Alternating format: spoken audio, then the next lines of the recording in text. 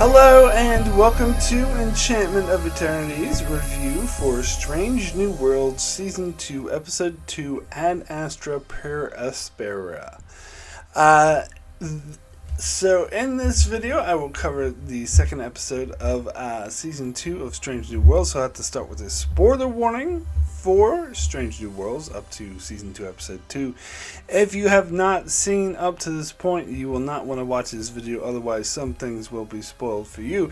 So first of all, I gotta talk about the title of this episode, that Star Trek is Strange New Worlds is continuing the long Star Trek tradition of using pretentious Latin titles, episode titles, which dates back for a while. Although I don't know, I know Deep Space Nine did it in that episode, Inter Ermin Ur Silent Legis, but can't think of any other examples that were that long ago. I know Discovery has done it several times as well, but anyway.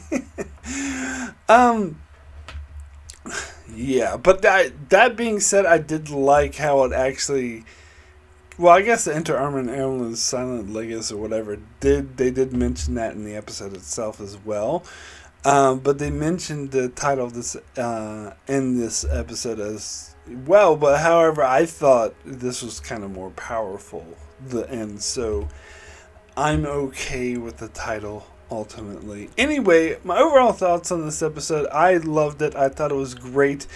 I think Strange New Worlds, they did this last year with the virus episode. They took a trope that Star Trek has done like a million times before, but actually did it again, but made it really interesting, and it actually had me invested, had me involved. They did it in a different way that justified using this trope. Now they're doing it this episode with the trial trope. That has been done a billion times in Star Trek, but they made it interesting and they made it good. Now, here's the thing, though, I'll say about that, is that most of the bad trial trope episodes are because somebody is falsely accused of a crime they didn't commit. Like Scotty's falsely accused of murdering women in Wolf in the Fold. Riker's falsely accused of blowing up the station in A Matter of Perspective. And Tom Paris is falsely accused of murdering this woman with a dog in the Delta Quadrant. And so that's the trope I really hate. Crew member is falsely accused of something they clearly didn't do, and at the end of the episode they made it clear that they clearly didn't do it. But that's not what this episode is. This episode is actually more akin, and I've seen all these comparisons being made, and I think they're actually apt comparisons to TNG's Measure of a Man. And I think that's actually great that we get an updated Strange New Worlds version of Measure of a Man that has something to say.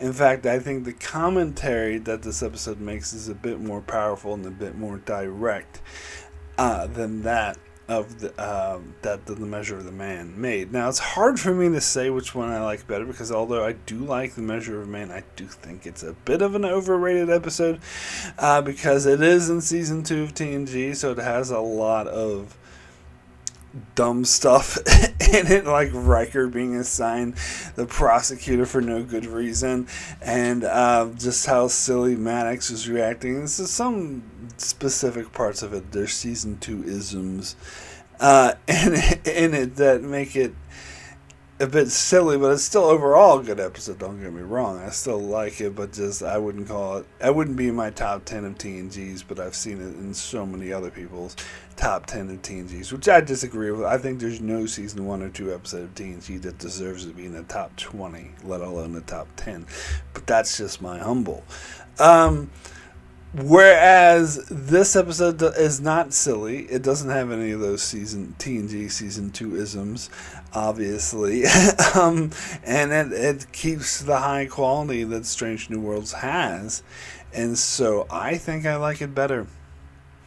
I think they, as I said, I think they're a bit more direct.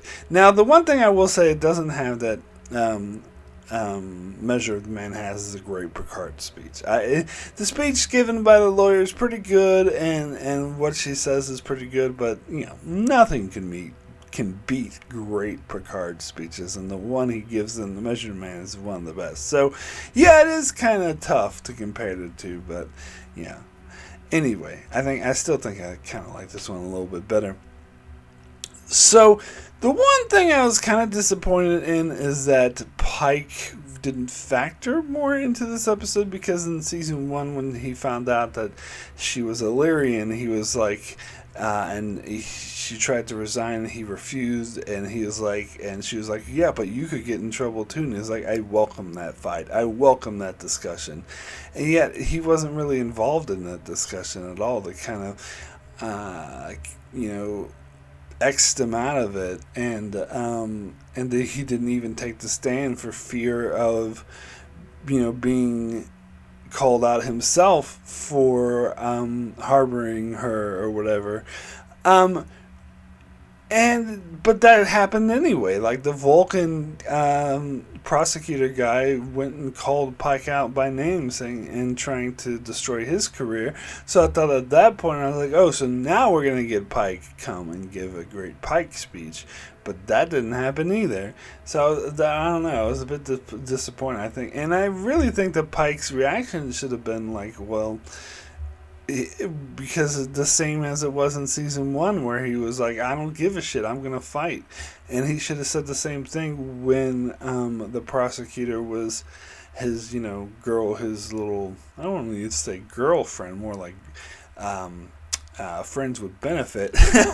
Anyway, when she was like having drinks with him and saying, so when did you first find out? Why didn't you report this? And trying to give him a taste of what it was going to be like. He should have been like, well, fuck it, I don't care. I'll welcome this. They want to come after me? Great. I'll take them on too. Which is what I think his reaction should have been. And so I was a bit disappointed that we didn't really get that.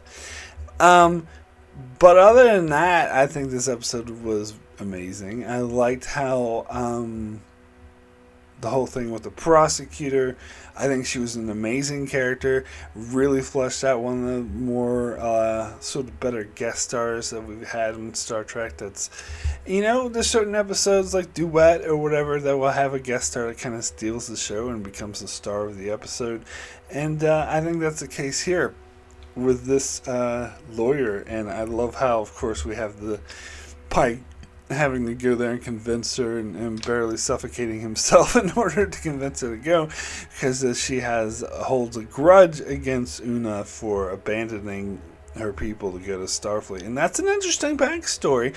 And then we get this like flashbacks of Una as a child and how she broke her leg and nearly died from it because they were too afraid of being found out for being genetically engineered. Like, that was powerful stuff.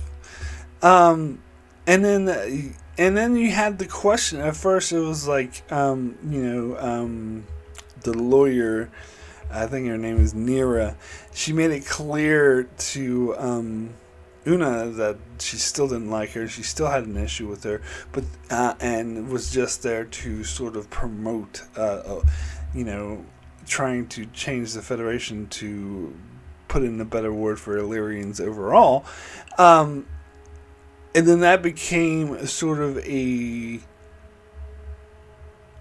struggle, a sort of point of the episode later, when she was like hammering home during the court scenes just how much the Federation is mistreating the Illyrians and how prejudiced they are. But at one point it was sort of coming at the expense of Una's defense.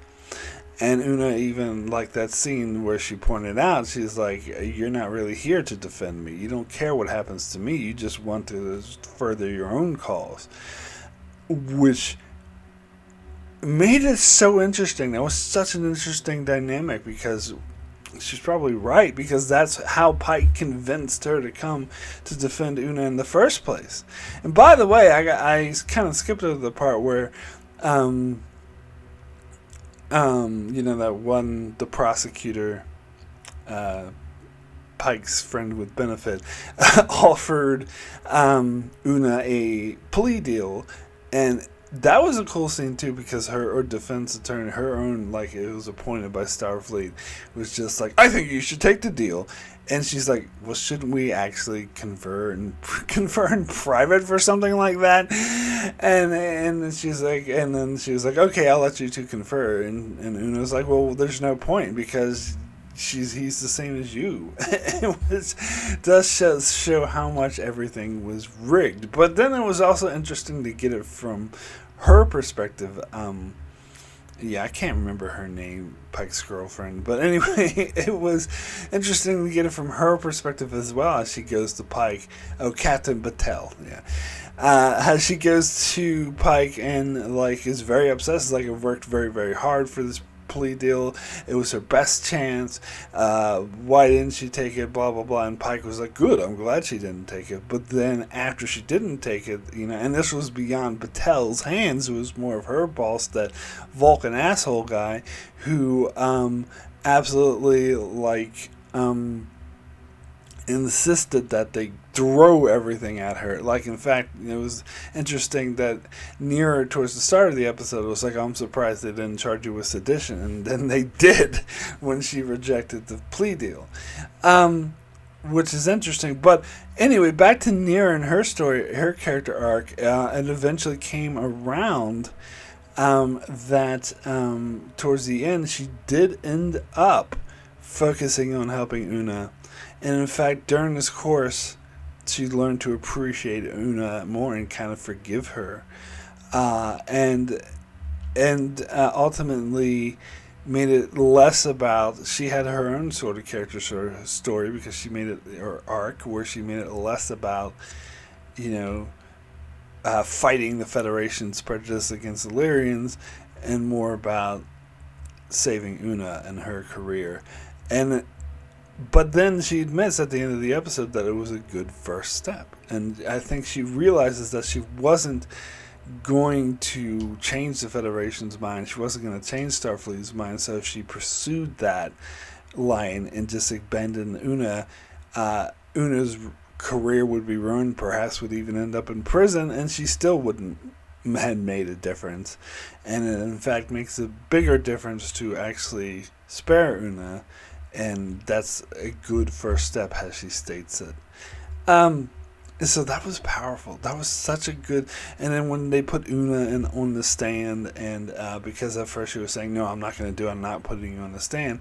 But then her conversations with La'an sort of made her come to the conclusion that Una was the one who turned herself in, because it was a big mystery who turned her in.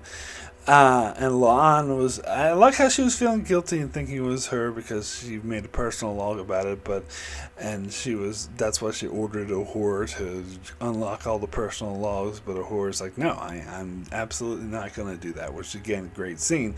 But Neera sort of pointed out that's, there's no way they could have gotten to your personal log. Like, it would have taken months and months, so it had to have been something else. And I think that's when she realized it was Una herself who turned herself in.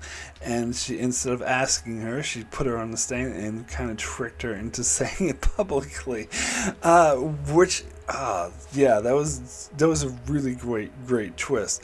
And I like how, like, when Battelle got up to cross-examine Una, like, the Vulcan asshole guy, like, put his hand on her and went up instead, and instead of attacking her, went straight after Pike, which is something, of course, Battelle wouldn't do.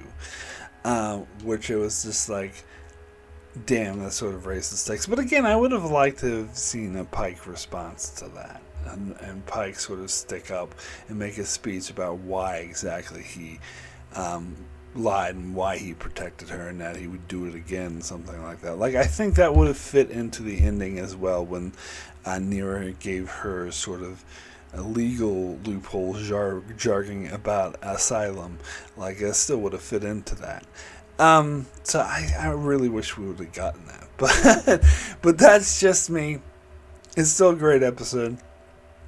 And then I like the scene earlier where It was again. There's a lot of nice touches to this, like the scene where Spock was talking to that Vulcan prosecutor guy, and Ortegas was sitting with M'Baga and sort of watching them, and she was assuming, oh, they're all buddy, they're all friends, they're all not caring about Spock's not really arguing against this, and M'Baga's like, actually, they're really tense, and I could tell that, and he's like saying that he could tell that they really don't like each other, and she's like, what? I don't get that. He's like, I understand have to know how to read Vulcans, and Spock comes over and it was like, something like, I can't stand that guy.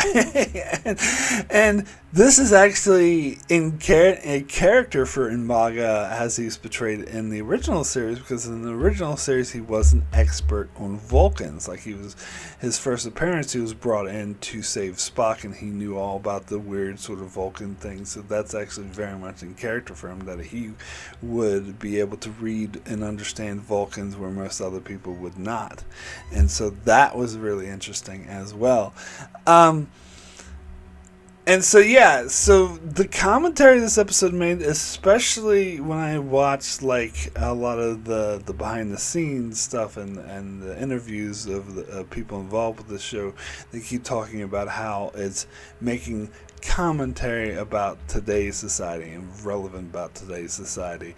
And so that sort of hit home to me that this was a lot about LGBTQ persecution that's going on, that's getting really bad, particularly when it comes to trans people in certain states in the U.S. It's getting really terrible, really draconian, really Nazi-like, and so that is something Star Trek likes to make commentary on modern day issues. This is very inherent in the entire franchise, and I like the way they do it. Now, one might criticize it for not being too blunt about it, but of course it was blunt. Other people would criticize it for being too blunt, but I think it's still powerful.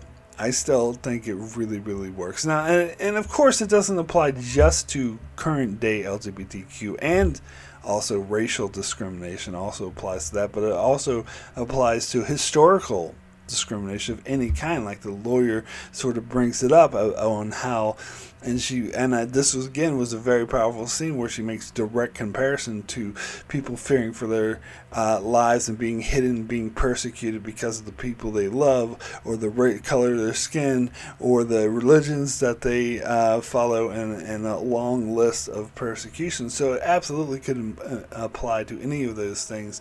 But I do feel when watching those behind the scenes where they're making specific remarks, I mean, it could also apply to the racism that's currently going, but more than anything, I think it does apply to LGBTQ, especially when they bring up that Una is being persecuted for living the life, being who she really is, and being true to herself. And so that, to me, that is a very direct trans allegory that, and also the way it portrays is the way Una was persecuted and made fun of, and watched kids who were, beat up and arrested and stuff and picked on, is very true to what trans people experience in their lives. So I do think that even though it could apply to any sort of discrimination, I think there is a much stronger specific to LGBT and even trans in particular, which I think is a commentary that's very much needed, and with all the crazy shit that's going on that just boils my fucking blood. But yeah, so I think I love the episode for that. I think it's really powerful. And yeah, it is interesting. So getting to I was thinking about, as I was watching this, the whole genetic engineering thing and how that fits into canon, because I realized that they couldn't rule, do what Nero wanted to do, and rule that, genetically engineered is fine, we're okay with the Lyrians, and we're going to re-examine our laws and whatnot, because that wouldn't quite fit in with canon, because we do know several centuries later, 1 century later, and some change in Star Trek Deep Space Nine that Bashir, his father, went to jail for genetically engineering him.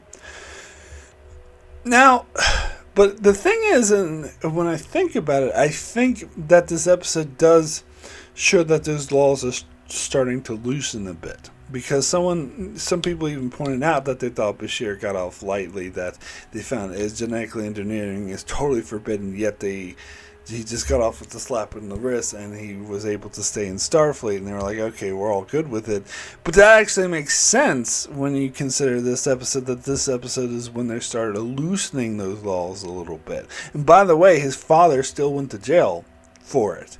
So it's not like they hadn't scrapped those laws entirely, so it's still an issue even in the 24th century.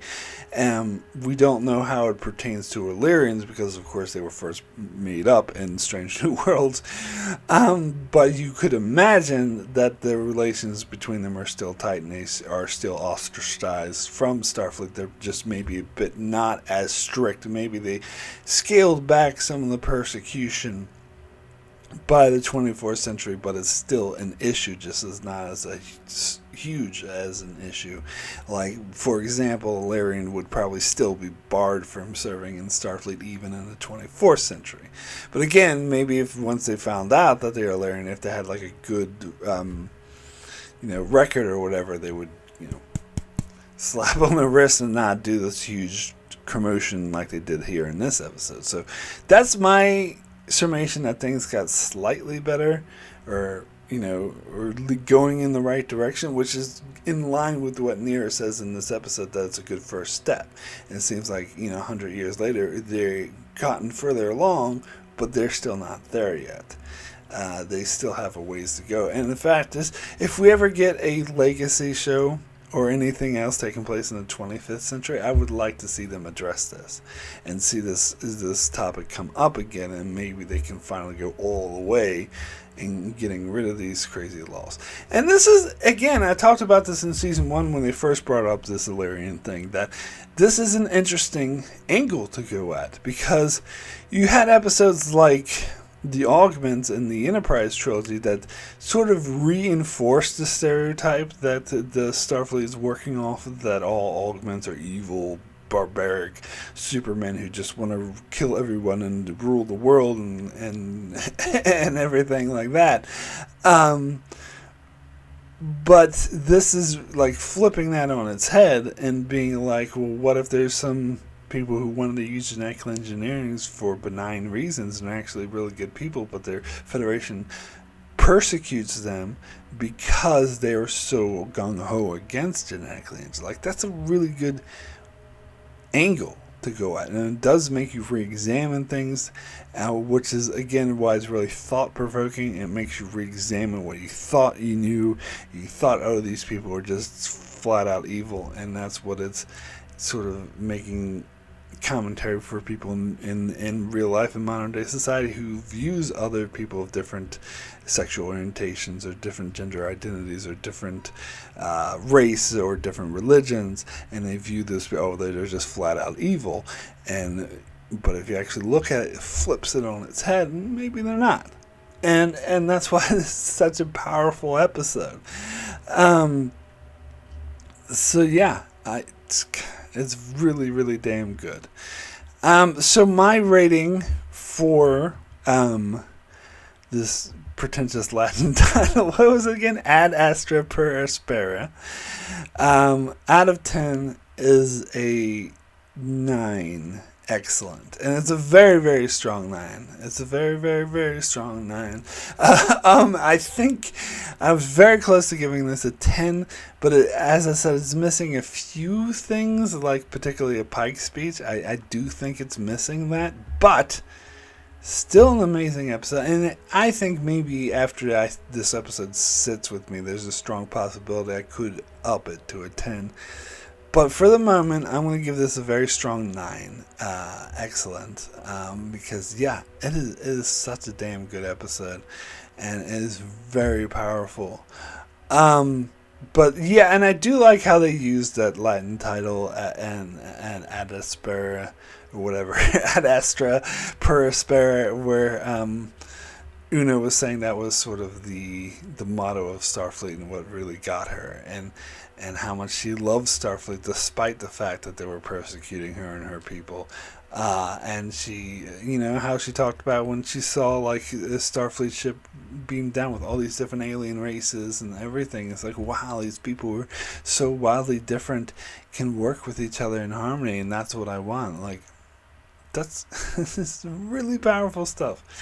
So anyway, that is it for my review of Strange New Worlds Season 2, Episode 2. I shall be back next week to cover the next episode of Strange New Worlds. In the meantime, you can check out my channel as I'm releasing a lot of videos I recorded, reviews I recorded a few years ago on Star Trek, the animated series. I'm making them public, going through all the animated series, and just released my review for Black Mirror Season 6, and I'll be releasing another Black Mirror where I rank every episode of Black Mirror later this week. So keep an eye out on my channel for that, and as I continue to cover Strange New Worlds. So be sure to subscribe so you can keep up with all of that, and thanks a lot for watching.